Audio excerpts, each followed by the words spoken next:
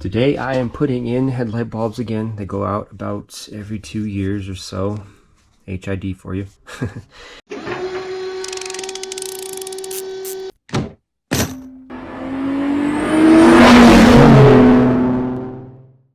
These are D1S. These were about $30. Unless you spend a significant amount of money, you're just gonna have to deal with the cheap stuff. It's good enough. The E90 and the E92 platform are the most difficult headlight bulbs to change I've ever seen in my life. It can be done with a tire on, but it is such a pain. I'm going to remove the tire. I do have the sport suspension, so my car sits a little bit lower. Some people who have regular suspension and small stock rims can actually do this on the ground by tilting the wheel inwards on each of the sides, but it is really difficult because once you get inside, there are multiple screws you have to do. First things first, jack up your car. Make sure you are on the jacking point, which is a little bit behind the door line here. Look underneath, it's a square plastic. This beat up thing is one of the jack points for the BMW.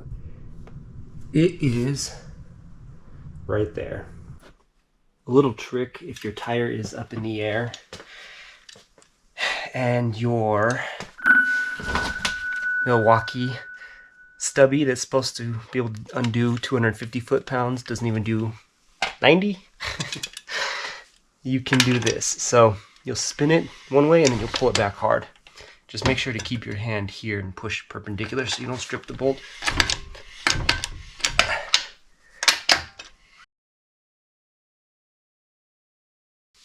And that's that. Once you have the tire removed, assuming you do that, you're going to access the base panel here in the fender. So 1, 2, 3, 4, possibly 5 if you have that one, and then 6. This is the passenger side. If you're having a really rough time, you can remove this nut here too. It is a 10mm and it's a plastic nut. That will help you slide this down, and then the panel will just remain connected right here along this seam, and it will just sort of fold and remain on this seam. I'm going to pull the top part down like this. Okay, you need 2 hands.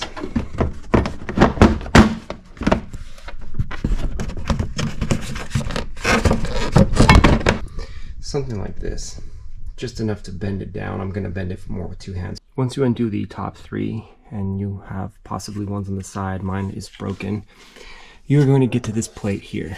These are T20. Now the reason this is so difficult with the tire on is because you cannot curve this down far enough to get something flat in here. You have to use something like this possibly to access those. Even this is pushing it. So I recommend just taking the wheel off. Also, you'll have access to the fog lights. If you have fog lights, you can see my makeshift HIDs down there. They've lasted a long time, although I hardly use the fog lights. These were just put in a pinch when I put in the new bumper, and they've still held up. They're just wired in the bottom there and held to the bottom panel. There are 5 screws. 1, 2, 3 hidden up there that I couldn't see. 4, 5. It's been a while. So 1, 2, 3, 4, 5. They're much easier to do with 2 hands, but the outer ones are easier to access. And the final one up here is going to need an extension. Using an extension that is probably, I don't know, 4 inches. You can get by with one that's half this size, most likely.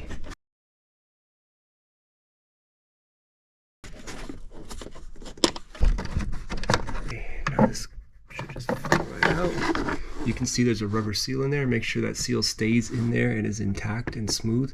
That's the water seal. Now you'll come to this. Really simple to get this out. Ideally, you want to not touch your new HIDs if that's what you get. You can get LEDs, but I still haven't tried those, and I feel like they're not going to be as bright. Who knows?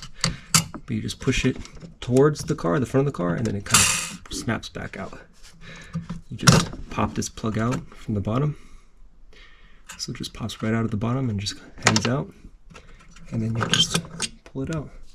That's simple. You don't want to put your fingers on that, and new HIDs will come with gloves in case you touch it, but these have such a massive base, you're going to be good. The new bulb is on the left, the old bulb is on the right, and that one's still hung in there. The The last ones I purchased only lasted about 2 years, just one of the cheap Amazon brands. Take your new one, reverse the steps, just put it carefully in the slot. It should go in freely.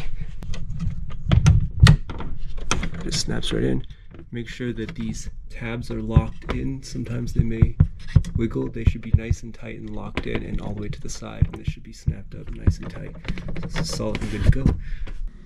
Give your headlight a test before you button everything back up to make sure you did install it correctly and it is working, or you didn't get a faulty bulb or something ridiculous. So make sure you test it before you plug it in. I'm just going to put the panel back on, the 5 screws, put this flat back on, the 3 upper 8mm, which are identical to the lower panel, which is the worst thing to take off, and possibly side screw if you have them here. Just one piece of advice for people who don't work on cars too often, which changing your headlight is so basic typically. This is a little more difficult, that most people will probably do this themselves.